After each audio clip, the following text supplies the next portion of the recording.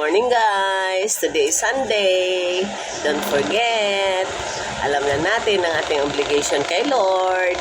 Huwag nating i-miss ang Sunday para sa ating pagsamba. Okay guys? Kain muna tayo ng breakfast guys. Ito kinain ko guys, biko lang. Ito yung tira kahapon doon sa birthday celebration sa church ng aming sister. Ako rin naman nagluto nitong biko guys, dalawang klase. Nagdala ako ng biko, yung niluto ko. Kasi tatlong biko nandoon guys eh. Yung birthday celebrant, nagbiko din siya. Pero mas gusto ko yung biko ko. Nagdala ako ng chicken curry, yung luto ko din. At saka yung bangus. Kaya thank you so much kay Pastor Gab. At saka kay Sister Rachel, yung wife ni Pastor. Kasi silang gumastos, guys. Ganun sa church namin, guys. Pag may birthday ka, gagastusan ka ng pastor. Tatanungin ka, may handa ka ba sa birthday mo? Ako kasi, guys, nung tinanong ako, sabi ko, yes, Pastor. Mayroon akong handa sa birthday ko. Tanungin mo. Sinabi ko, hindi na ako nagsinungaling, guys, kasi ang hahandaan nila yung hindi nakakapaghanda sa birthday nila. Pero I'm sure ako guys, is coming June 5, may handa ako, I'm sure. Kaya sabi ko, Pastor, may handa ako. So sila, magbibigay na lang ng regalo sa akin. Biniri ko guys, 5 cake, Pastor ha.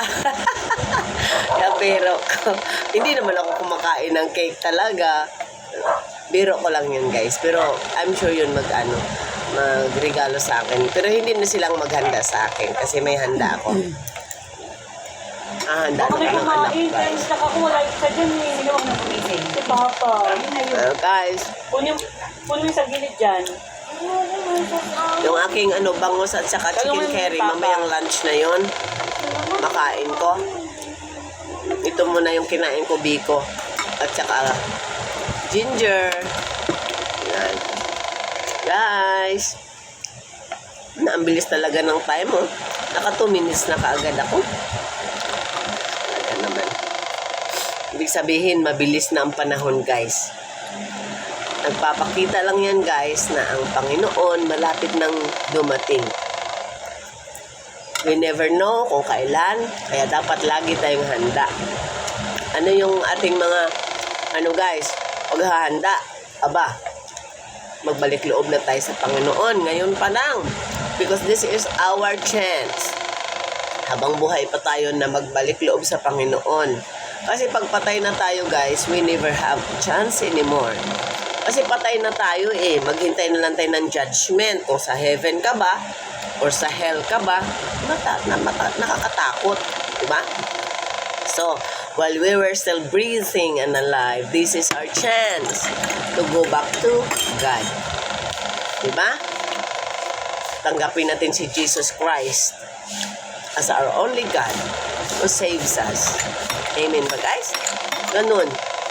Mag-pray tayo. Magsimba tayo because ang pag-pray is not enough. So magsimba tayo. Tapos pag mayroong mga Bible study, mag-attend tayo kasi doon tayo hinuhubog sa Bible study kasi doon tinuturo sa atin yung mga scriptures in the Bible. Diba?